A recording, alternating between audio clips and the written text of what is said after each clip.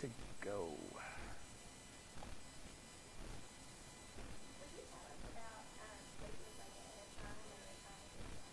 I will. Yeah, the quiz is a good question. The quizzes, what I will do is I will tell you in advance when you're going to have a quiz.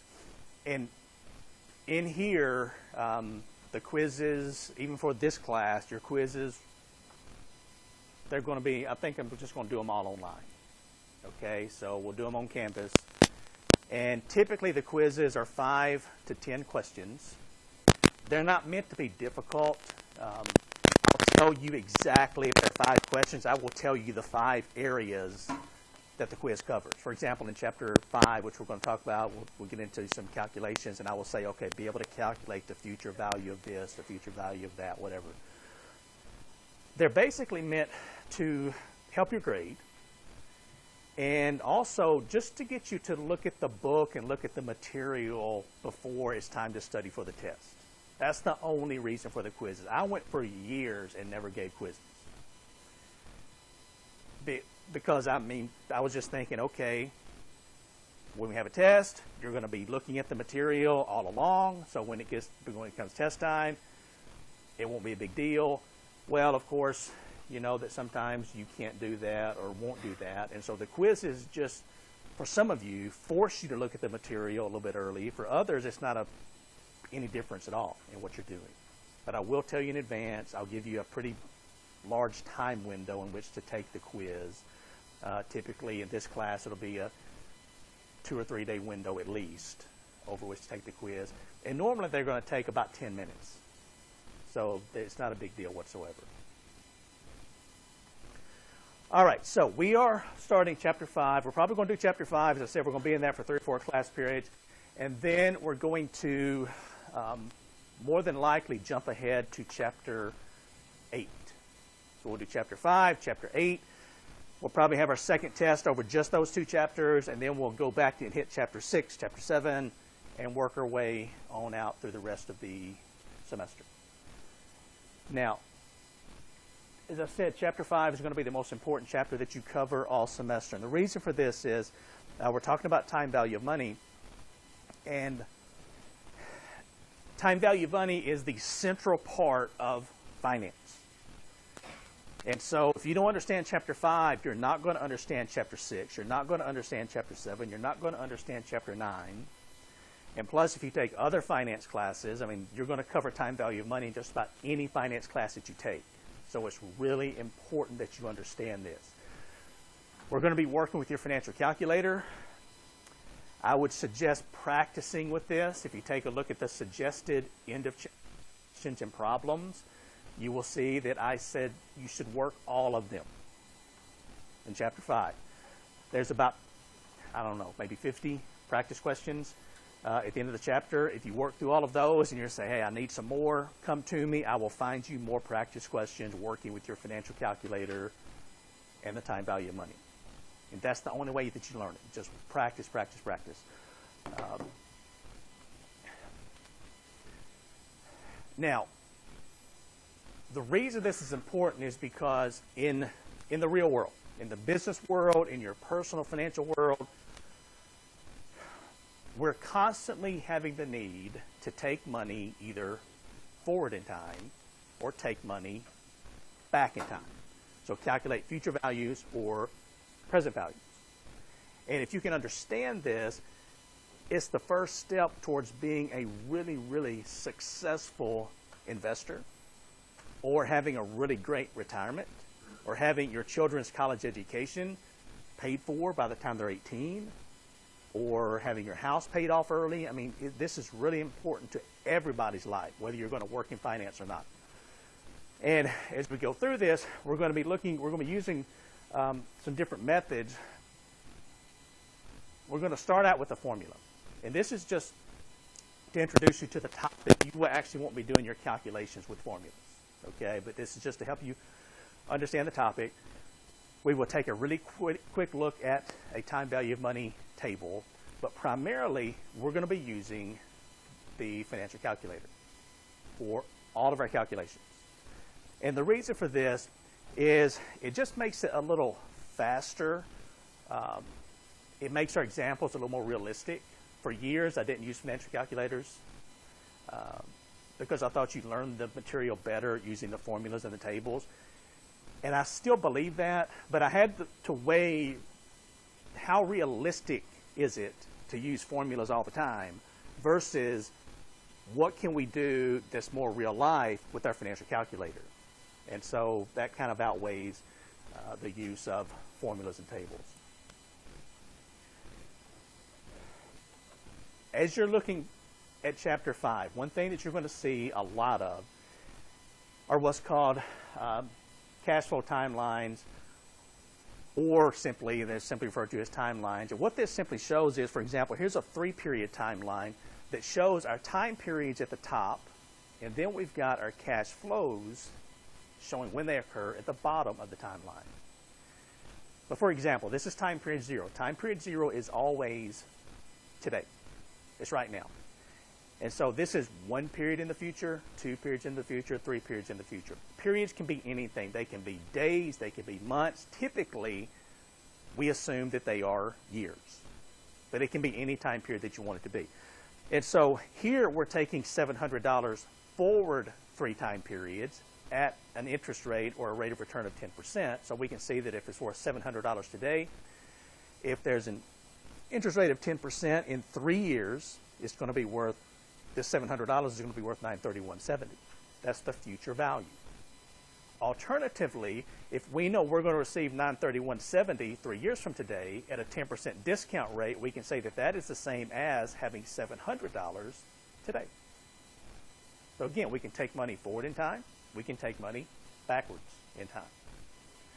And we're going to be using 2 techniques. One is present value. Of course, that's taking money back in time.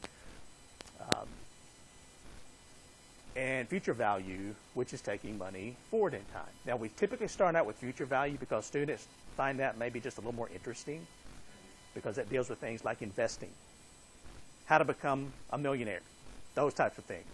But also present value is really important in the business world because with present value, you use that a lot. For example, if you're trying to determine, does our company need to build a new factory? Do we need to expand? Well, if you're going to expand, what you're going to do is you're going to do what's called a capital budgeting analysis. And you're going to go through the steps of analyzing, do we need to spend $50 million on a new factory before you spend the $50 million? And if you find out that that's not a good purchase or a good investment, then you don't spend $50 million of stockholders' money. If you go through the analysis and decide, yes, that is a good purchase, then, of course, you go ahead and make the investment. And so we'll look at that in Chapter 9 is when we get to the capital budgeting part of this. Now, we'll look at this more later, but these are going to be the different cash flows. And by cash flow, I'm simply meaning a sum of cash. Whether it's $1, $100, $1,000 is simply a cash flow. We're going to start out with what's called a lump sum amount. That's simply a single lump of cash. One single dollar amount. Again, whether it's $1, $100, $1,000, it occurs one time. With an annuity, this is going to be multiple payments of the same amount over equal time periods. Now, of course, you notice these are in red, so for the test number 2, you're going to need to know the definition of each of these. So, an annuity, multiple payments of the same amount over equal time periods. That means that we can have 2 different types of annuity. One's what's called an ordinary annuity. With an ordinary annuity, the cash flow occurs at the end of the time period. So if you deposit $100 per month into your savings account for 5 months, that's an annuity because it's the same dollar amount. It's spaced at equal time periods, once per month, and there's more than one. On the other hand, we can do payments. If you've got a car payment of $227 per month for 48 months, that's an annuity. Same dollar amount, equally spaced, and there's more than one. This is what we're going to be dealing with most of the time, an annuity where the payment or the deposit occurs at the end of each period, the end of the month, the end of the year, whatever. but also we're going to deal with something called an annuity due. That's where the cash flow occurs at the beginning of each period. We can handle that with our financial calculator, the changes. And then we're also going to talk about what's called an uneven stream of cash flows, or a mixed stream. That's where you have more than one cash flow, but they're different dollar amounts. So let's say that you deposit $100 into your savings account this month, $200 next month, $300 the next month, $100 the next month. We've got a mixed stream of cash flows, and we need to know how to calculate the future value or the present value of a mixed stream, an annuity, and a single dollar amount or a lump sum. We'll be looking at all of those. All right, so this is our first area. That's future value. And it says up here that future value uses the process of compounding to determine value at the end of a project's life. Now, a project is just a generic term. You could replace that with investment, so at the end of an investment's life. You could replace that with a deposit, so at the end of a deposit's life. So a project is just a generic term to represent lots of other things. And compounding, really, really important. You need to understand compounding, know the definition and know how it works. What this is simply interest earning interest. That's what compounding means. And if you understand compounding, this can be a crucially important step in you being financially successful in the future. If you don't understand compounding, then you can cripple yourself by getting into problems with loans and other types of debt and spending years working your way out, trying to figure out, okay, I'm making payments every month, but why am I not paying more of the balance with each payment? Well, it's due to the effects of compounding. So compounding can work for you if you're investing. It can work against you if you're borrowing money, and understanding that is a really, really important step in the financial process. You can see a timeline at the bottom of the screen here, and this shows compounding in effect. For example, if we put in $700, we deposit $700 into an account earning 10% interest. The first year, if we take the 700 multiplied by 1 plus the interest rate, that's going to be $70 in interest. So we're going to now have at the end of the first year the $700 we put in plus the $70 in interest, $770. The second year, we start with $770. We earn 10%. We now have $847. Now you'll notice the second year we earned $77 in interest instead of $70 as we did the first year. So why is there a difference?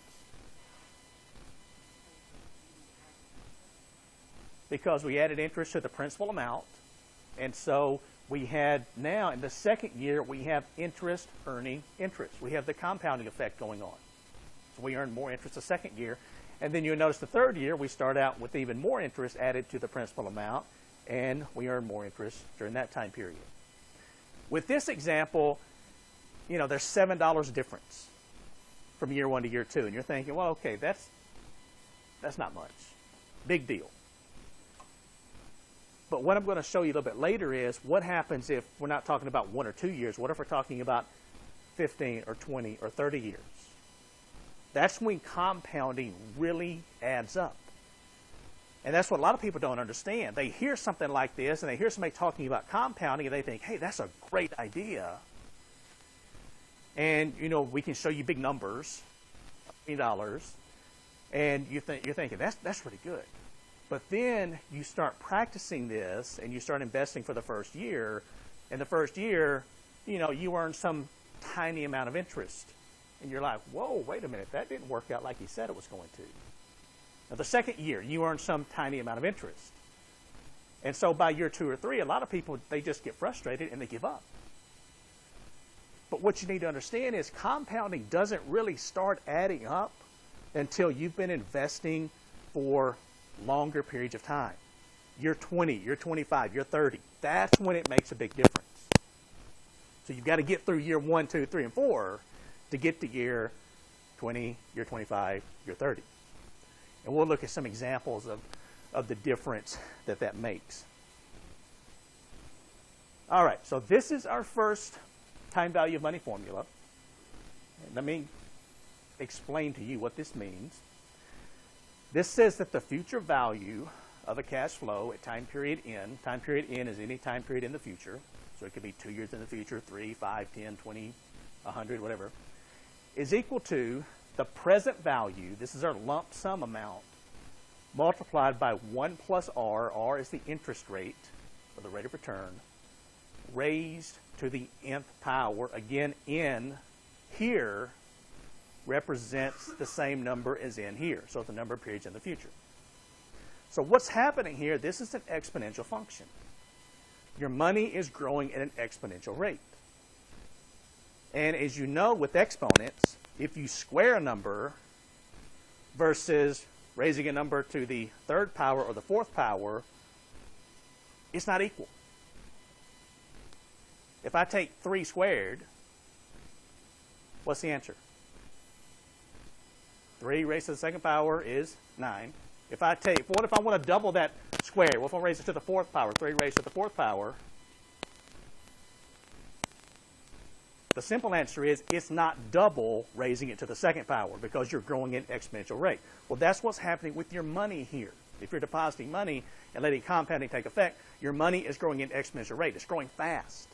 On the other hand, if you're borrowing money and it's growing at an exponential rate, that means it's working against you, and it's taking you a long time to pay off your credit cards or your student loans or whatever the situation may be.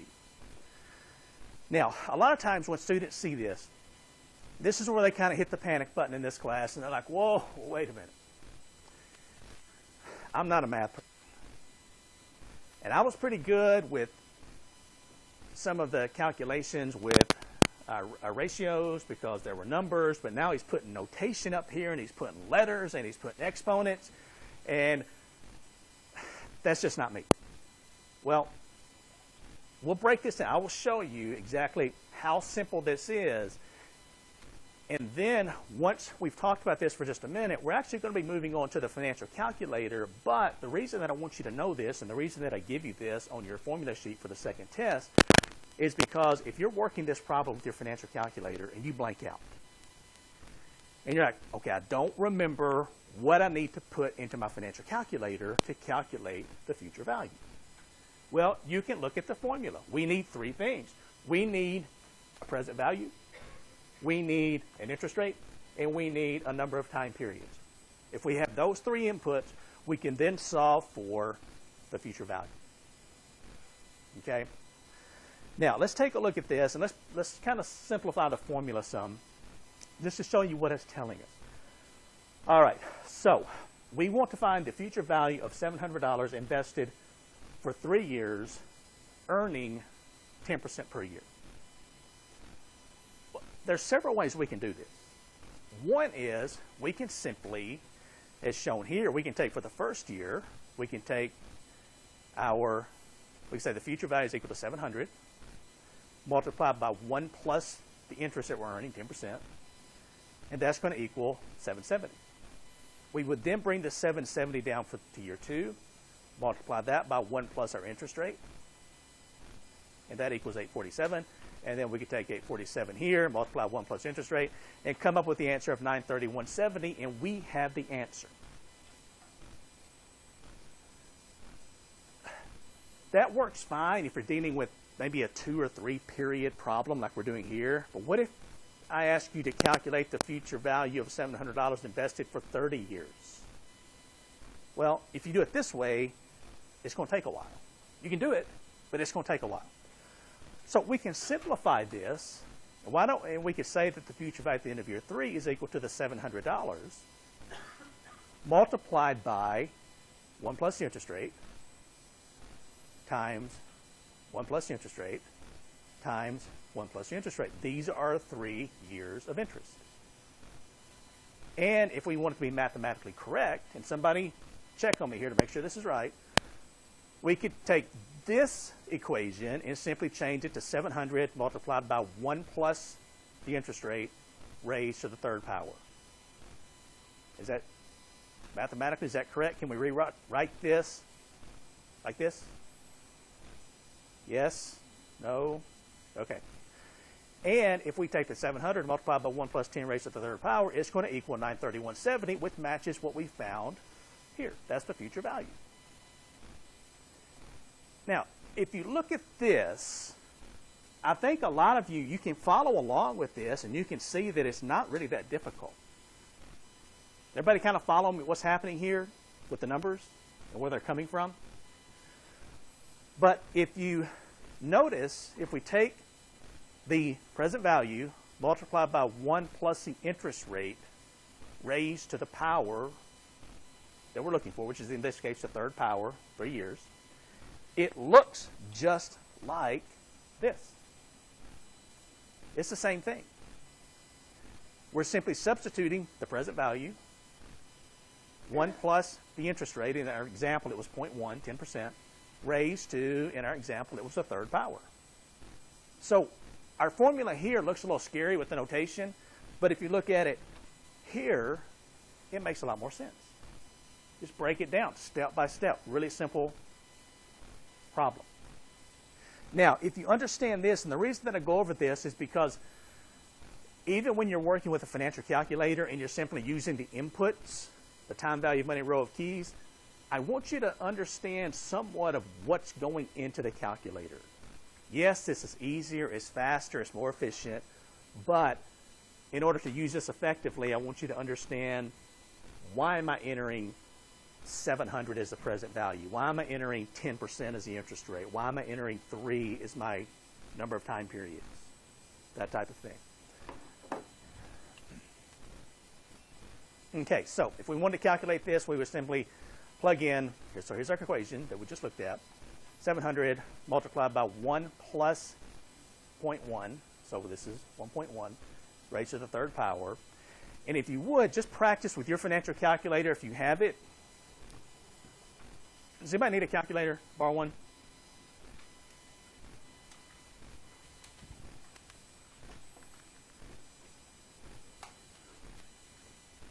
Anybody else?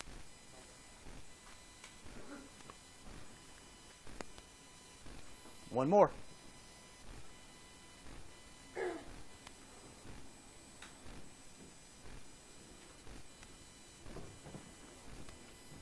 Okay, what I want you to do is just practice this, plug these numbers in. Now, if your calculator is new, you may have trouble finding your exponential function. So let me bring this up. This is your calculator. Okay, this is a giant version of your calculator. So I'm going to be using all semester as we go through the problem so you can see the buttons that I'm pushing. Okay? And the first thing I want to do, you'll notice that mine's set to 2 decimal places, so I need to change it to 4. Most of you have already done this, but if you haven't, what you need to do is press your second key. This is going to be your gray, white, or yellow key, depending on which version you have. So press this, and then press your decimal. And it's going to say DEC equals, and you want it to say 4. Okay, so we're just going to press the number 4. And then it tells us at the top of the screen we have to press the enter key to lock it in. The enter key, a lot of times people start pressing the equals key. That's not the enter key. The enter key is here, top row, second from the left. Once we press it, then we press our clear button in the bottom left-hand corner a couple of times. We're showing 4 decimals. Now, your exponential function, if you're just squaring something, that's here, x squared. So if you put in, for example, 3, x squared, it'll equal 9. But if we want to raise something to the third power, fourth power, fifth, whatever, we're going to use the y to the x key, which is right here. So for this example, if we put in, I'm going to put in 1.1 and then raise it to the third power, so 1.1, press the y to the x key, and the number 3, raise it to the third power, and then the equals key. You'll see that equals 1.331, which matches this, and then we're going to multiply it times 700 equals. And that gives us our 931.70. So if we raise something to the 4th, 5th, 20th power, whatever, we can use this formula. It works just fine. Is everybody getting the right answer here with this? Pretty simple. We will speed up, I promise. I just want to make sure everybody's got a good foundation for all of this before we start moving faster. All right. Now, this is a really small time value of money table. So let me...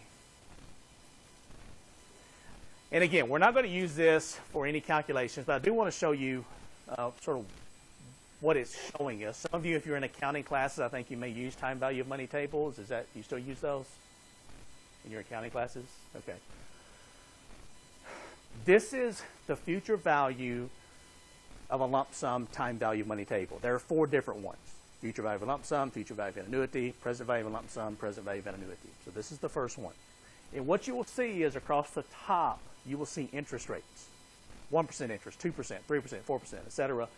And this one all the way to 14%. Actually, it goes further, probably. And then periods, you're going to go down 1 period into the future, 2 periods into the future, 3, 4, 5. And most tables go to period 25 or 30. Now, in the middle, all of these numbers, these are what we call FVIF. That stands for Future Value Interest Factors. And this is simply, you know, in the formula we just looked at, the 1 plus R raised to the nth power, that's what these numbers are. So what somebody's done, they have simply gone in and says, what is 1 plus 1% raised to the first power? What is 1 plus 2% raised to the first power? 1 plus 3% raised to the first power? And then they've gone down and said, what is 1 plus 1% raised to the second power?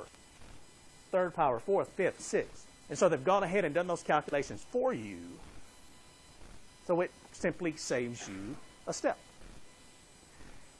For example, if we go back to the problem that we just looked at, and that's what all of this explains, okay? It's simply telling you what I just talked about. So if we go to the example that we just looked at,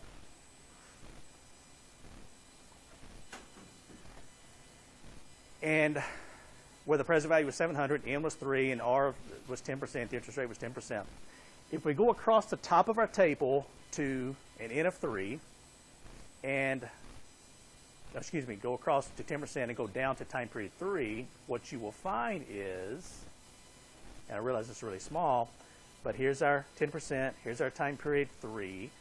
What you'll see is a number 1.331, which matches what we found using the formula. 1 plus 10% raised to the third power equals 1.331. So somebody has just gone ahead and done this for you. So it's just a step saver, is all it is. And if we go back to our example, this is how we will work it using a table. We simply find the future value interest factor, multiplied by 700, and we're going to come up with 931.70, which matches what we found using the formula. So you get the same result. It's just another way that you can work the problem. Now, based on the, and let me get back to the slideshow here. Based on the formula and the table, we can now move on to our financial calculator. Now, before we actually start using the financial calculator for calculating, I want to make sure you check a few things. This is just what I just went through, changing your calculator to 4 decimal places. So these are the steps that you would go through if you need to change it to 4 decimal places. I'm assuming most of you are there. Does anybody need to change their calculator? And one thing, too, that I want to make you very aware of as you're going through this chapter, any chapter really, but this chapter especially, we're going to be doing a lot of calculations. And it's not unusual for your calculator not to cooperate with you as we're going through these calculations. So what you're looking at on your calculator and your calculator may be completely different than what I'm showing on the screen. If that's the case, please raise your hand, stop me, and say, this isn't working. Okay? Because what typically happens is you're sitting there and you're thinking, I'm probably the only person in here who's getting the wrong answer. And I don't want it to embarrass myself by stopping the entire class and getting help from Dr. Lacewold. Well, it's going to take me 5 seconds to solve whatever you're doing to fix the problem. Because you're thinking, I'll look at it after class. But we're going to be moving through a lot of different things. And so when you get back to your room or your apartment and you sit down, then you're thinking, okay, what was it we were doing and what mistake was I making? Don't do that. Stop me. Get the problem worked out. Or ask somebody next to you if they look like they know what they're doing and they're getting the right answer. It's fine. Get up and walk across the room and ask somebody. That's okay. But don't sit there thinking you'll figure it out later. It's not worth it. Okay? For those of you with the TI 87s or 85s, the graphing calculators, my examples are going to be done using this. But there are several of you, I'll count right now, 7, 8, 9 of the graphing calculators. They have a finance function. I would suggest downloading. You probably don't still have your user's manual, but downloading it. Go to the TI website, download the user's manual. Also, go to YouTube, type in finance, TI 80, whatever, 85, 87, and there will be 30 to 40 videos on how do I use my graphing calculator to calculate time value of money. And it will walk you through the steps. Okay, I'll be the first to tell you that I don't spend any time using the graphing calculator. So if you have a question with it, I'm going to be of limited help. If you have a question about your BA2 Plus, I can answer your question in about 5 seconds and we can move on. But what typically happens is there's 7, 8, 9 of you in here using the graphing calculators.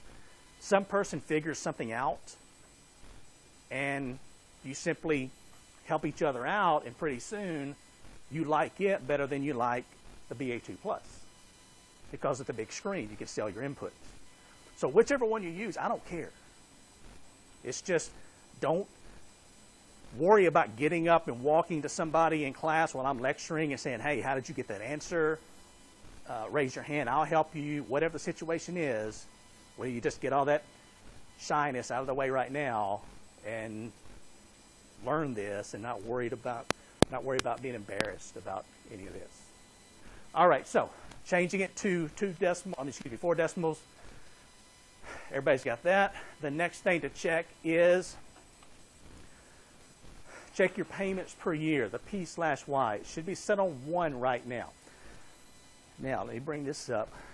Your payments per year key is right above your I/Y key. It says P/Y. So to access that, we're going to press our second key and then press the I/Y key. It should say P/Y equals 1, payments per year equals 1. If it doesn't, some of it may say 12 or 2 or 6 or whatever. We're simply going to press the number 1. And then again, it tells us we need to press the Enter key to lock it in. And then press our clear button. And now if we want to, and you'll get in the habit of checking this. You're about to work a problem and you'll go, okay, let me check this real quick. Okay, I'm set on 1 payment per year, and I'm good to go. Now, occasionally we will change to 12 payments per year, but I will go over that with you when we get to that point, okay? And the next thing to check is how to clear inputs after each problem. All right. Now, as you go through and work a problem, so let's say here's our calculator. We just finished a problem, a time value of money problem, and we press our clear button and we're showing zeros. The thing with the BA2 Plus is any of these inputs that you worked with, and this is going to be the row of keys that we're working with for the most part, time value of money row of keys. If you put something in here for the interest per year or something in here for the payment, it's still there. So when you work the next problem, if you don't put something right over the top of it, it's still in there. So once you've worked a problem to clear all of your inputs out, get back to zeros, and then in this order, press the second button, and then right above the FB key, it says CLR TVM. That stands for Clear Time Value of Money. And then press the second key again, and in the bottom left-hand corner, right above the clear key, it says Clear Work. So press it. That clears any of your old inputs out, and you're ready to work another problem. So it seems a little complicated, but you'll get so fast at this, like, you'll finish a problem, you'll clear it out, second, clear time value of money, second, clear work, and you're ready to work another one. Really fast, but it has to be in that order. Okay? And let's see, what else? Okay, so we can jump back to this now. Now, 4 basic time value money problems. So simple present value, future value problems. You're going to enter 3 variables and solve for the 4th. And the great thing about the calculator is it doesn't matter which 3 you have. As long as you have 3, you can solve for the 4th. Now, typically we're solving for present value or future value. But if we already have one of those and we need to solve for the interest rate, we can do that. If we just need to solve for the number of time periods, we can do that. With the formula, you have to algebraically solve for the missing variables. So this calculator saves you a lot of time and effort when it comes to calculating, especially the missing variables. It doesn't matter what order you enter the variables in, as long as they're all in there. And you'll find as we go through this that it's a lot faster than the table or the formula. I mean, it's a really, really a huge time saver. All right, so let's work a problem using our financial calculator. Let's work the same one we've been dealing with, the $700 deposited for 3 time periods at a 10% rate of interest. Now, these would be our inputs. So let me bring my calculator up. And I'll try to put it over here so you can still see everything. All right. Now, I've gone through and I've cleared everything out. Second, clear time value of money. Second, clear work. And now I'm just going to put my inputs in. So 3 is our in. Well, actually, let's start with the 700 here. 700. Now, this is showing it as a negative, so I'm going to go with this for now. I'm going to make it negative here with my plus minus key. And now I'm going to press my PV, present value. 10 is my interest rate. Now, in the formula, we used is a decimal. Here it's a whole number, okay? So just a whole number 10 for 10%. So 10, and then press the I/Y key. And our in time periods in the future is 3. So 3, and press the N key. We've entered our 3 variables. We're going to solve for the 4th, which is our future value. So we're going to press our compute key first, top left-hand corner, compute, and then FV, future value. And this should show us that the future value of $700 deposited for 3 periods at 10% is $931.70.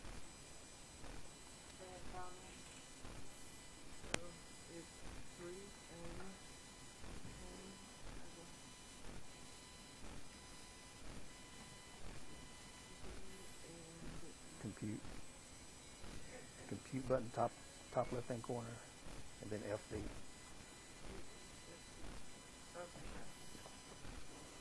And it just takes a little practice with this, okay? I mean, again, as you first start this, it's a little cumbersome, but you will get very good with your financial calculator.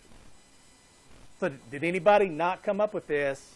Let me know, and we can fix the problem really quickly.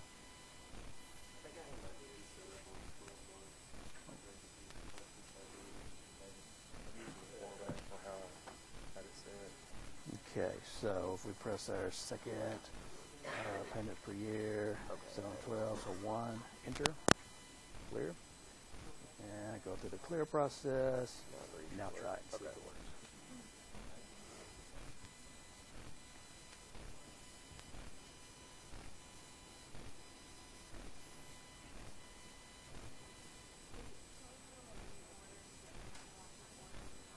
No, you could put it in, you know, I could put in 3 as my N, 10 as my I/Y, 700 as my present value, and compute future value.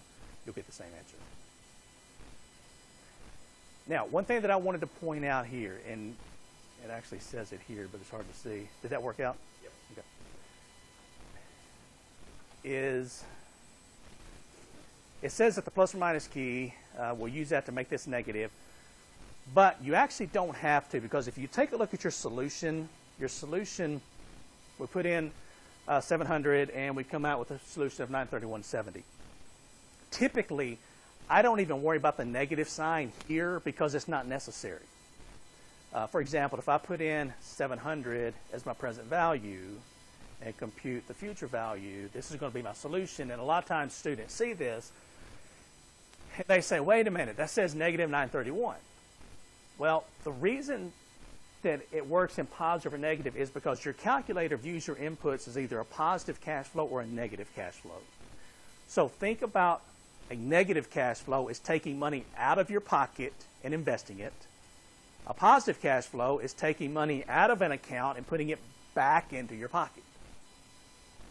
So if I want it to be technically correct, when I invested this $700 for 3 years at 10%, that's a negative cash flow to me. I'm taking the 700 out and depositing it. So to be technically correct, what I would have done is put in 700, made it negative, and then press my present value key. And then when I compute the future value, when I take this money out 3 years later, that's a positive cash flow to me.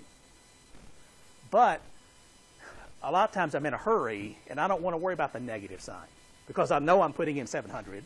I know I'm taking out 931.70, so I'm not worried about the negative or positive. So if I'll just put it in like this.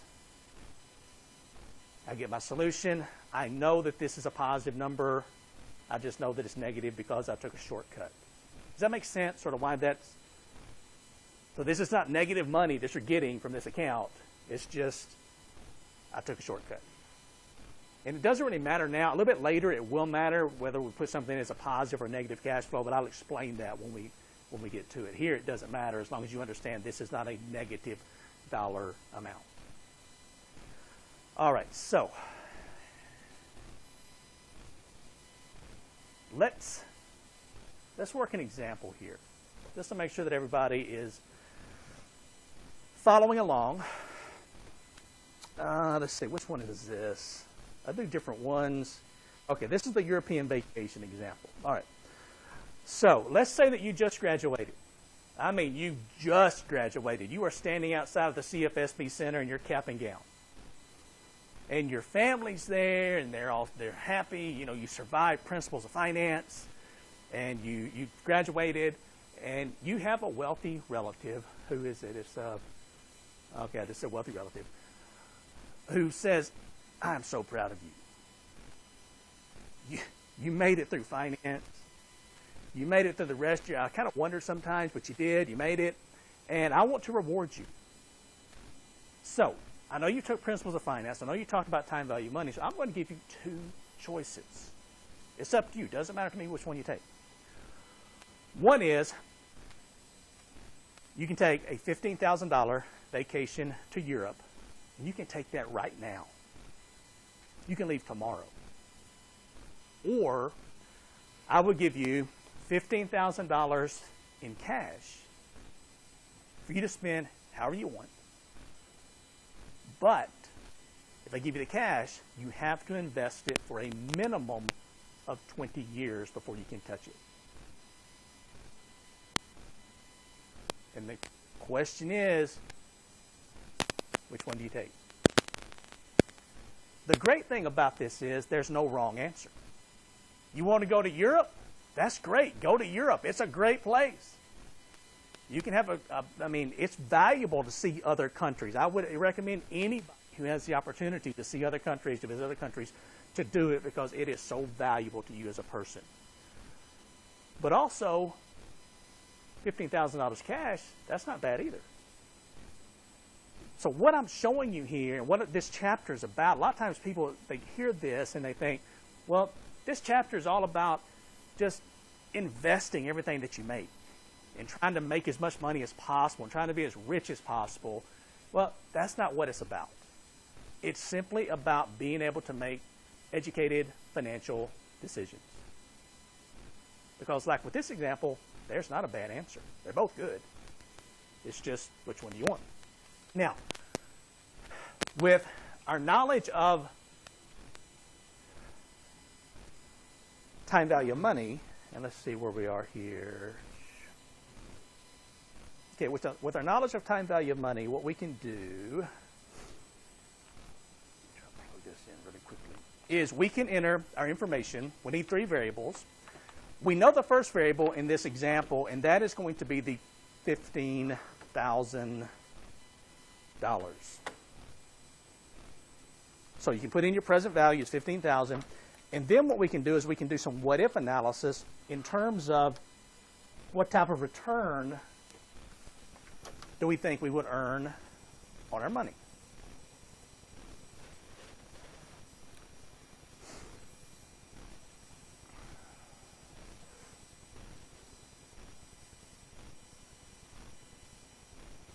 Okay, so here we have our, if it were right, our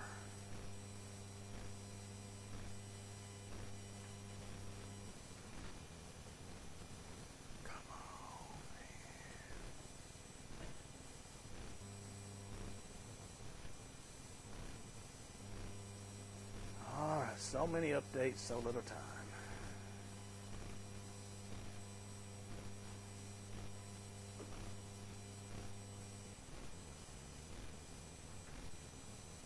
We have, maybe I can use this. This is going to be ugly with the mouse, but present value is 15,000. Wow. Wow. That's second grade at best. That might be even first grade. That's old school. All right, come on. Why aren't you working, pen?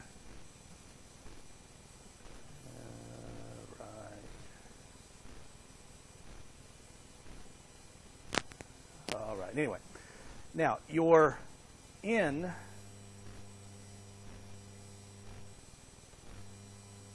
has to be at least 20 years. Okay? So everybody stay with me here. N equals 20. And your interest per year, boy, this is too much trouble. Your I/Y can be anything. Now, this is going to depend on, and we'll talk a little more about this later. We hit on it just a little bit back in chapter 1, I think, or I guess it was chapter 1, where we talked about the skydiving example and different levels of risk aversion. Some of you are very averse to risk, which we said that doesn't mean you don't like risk. It simply means you have to be paid for taking more risk. And so some of you, when you invest money, you would be very aggressive because you would like to have a higher rate of return. You expect a higher rate of return. Others, it would make you very nervous to invest aggressively. And so you know that if you invest more conservatively, you're going to expect a lower rate of return. So it really depends on your investment philosophy and how much risk you can stand. But I would say that if you've got 20 years to invest, that's what we call our investment horizon, you could be pretty aggressive. You know, you could go to a pretty aggressive stock market mutual fund that invests in primarily stocks of companies, maybe a few bonds. And the stock market over the last 85 years has averaged about a 12.5% to 13% return. Overall, it's all stocks. Now, that means that some years it had a positive 20% return or 30%. Other years it had a negative 10 or 15%, but on average, it's averaged around 12 to 13%, depending on which index you look at. So if we use something like, I'd say 8 or 9% is probably realistic. You know, if you're more risk averse, you may want to use 5% or 4. If you're really aggressive, maybe you want to use 10 or 11%. It might be realistic. But if we use 9%, then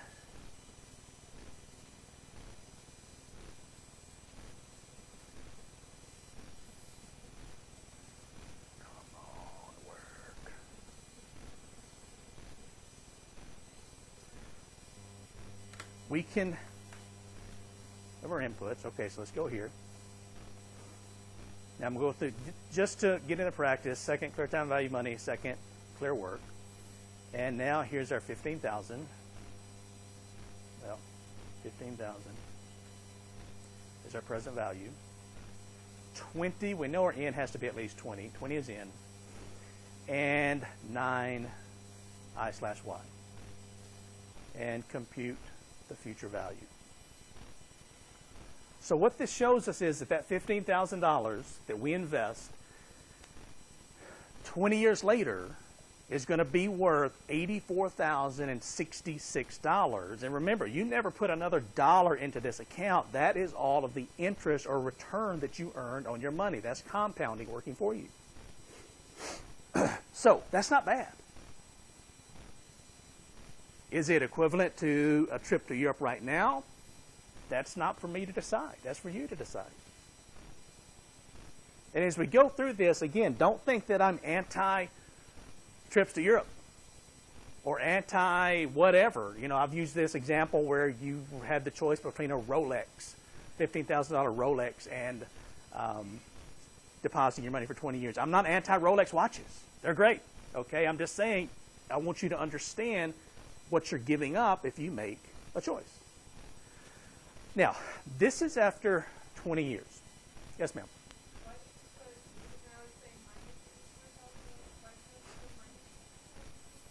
Because if I wanted to be technically correct, what I would have done, I would have put the $15,000 would have been a negative cash flow to me.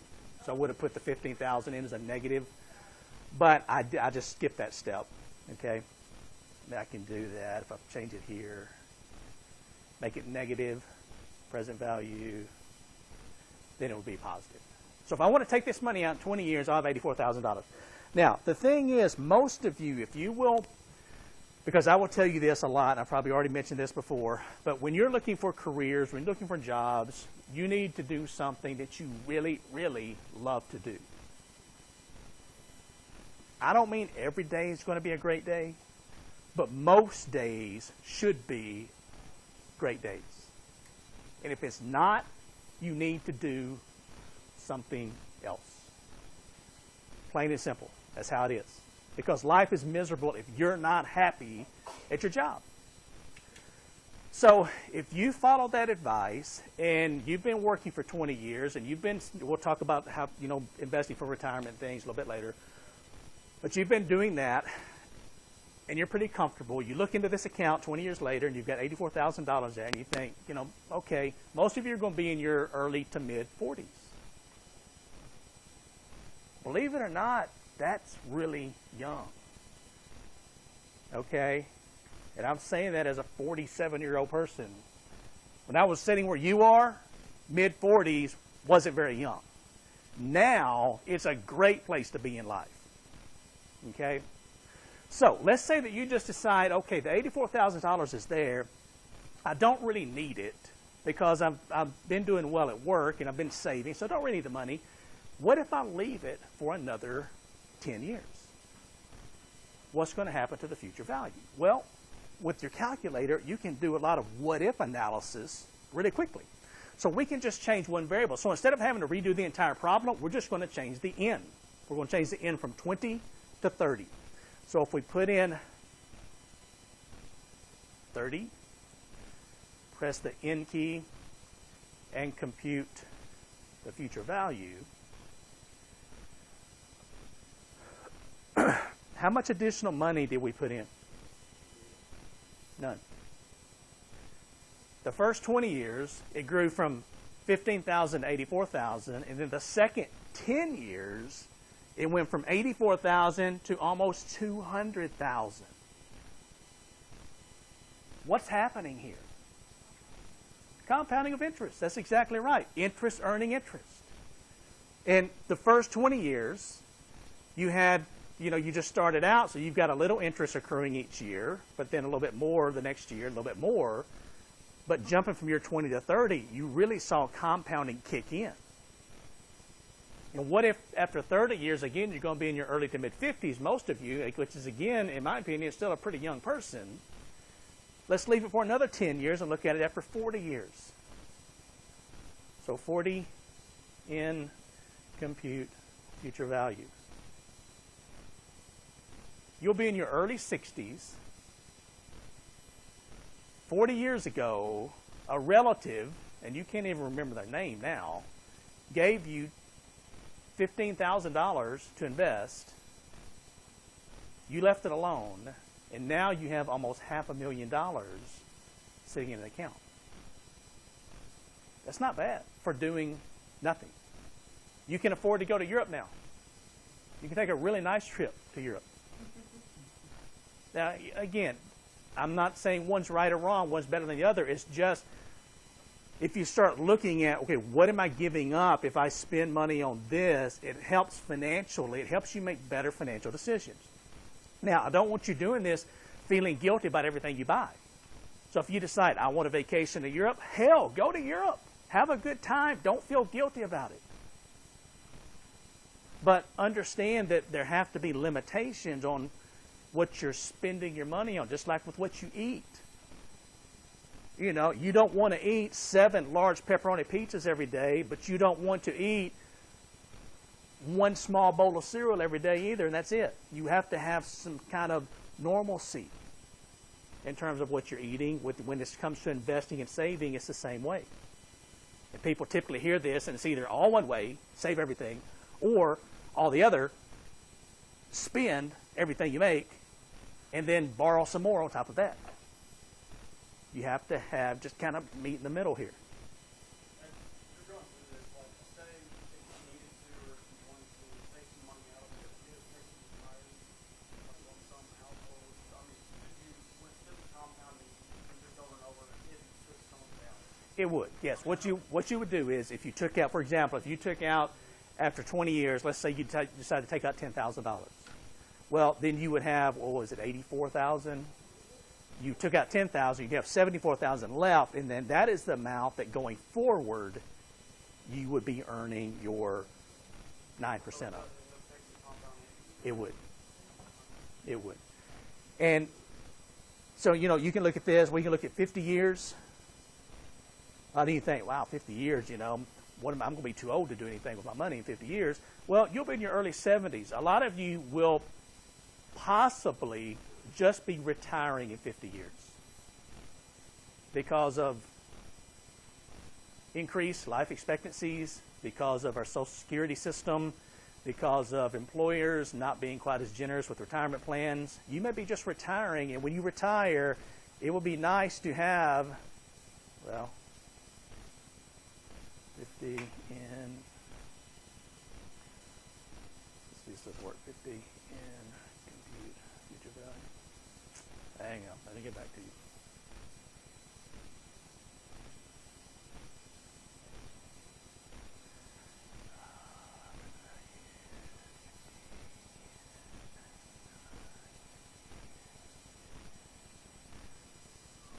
$1,115,000. That's at a 9% rate of return. A lot of times you'll hear investors, and I hear people all the time say, well, if I'm investing my money, does 1% either way really matter much? Well, over 1 year, no, it doesn't matter much. Over 2 or 3 years, it doesn't really matter much. Over 50 years, if you earn 10% instead of 9, matters quite a bit. Matters about $600,000 worth. Just 1 percentage point. So you can see here that future value, if you drive a lump sum, it can add up in a hurry. Let's do something. We've got, 5 minutes left? Okay, let's do something real fast. I want you to calculate really fast the cost of your child going to college. And what I want you to use is inputs. I'm not even going to try to write this out. But inputs, use your present value. I know you spend different amounts of money. Some are out-of-state tuition, some are in-state. But most students agree that you spend around $15,000 per year on everything. Clothing, transportation, food, tuition, books, living expenses. Is that about right? 12 to 15,000, something like that? So as your present value, put in 15,000.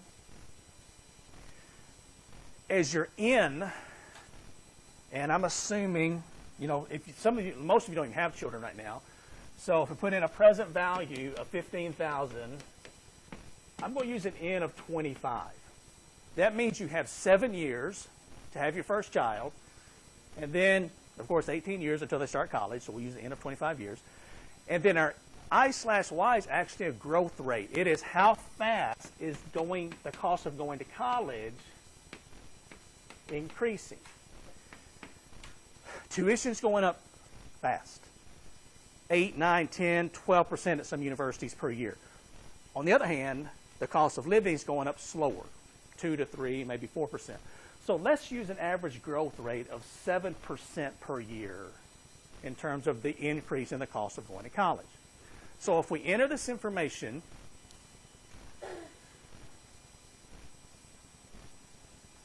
and again, this is one of the practical uses of this, put in 15,000, that's your present value. 25 is your in. 7 I/Y, compute future value. This shows it is going to cost your child $81,411 per year to go to a Murray State type university. Let's round down, 80,000. So I can do the math for you there.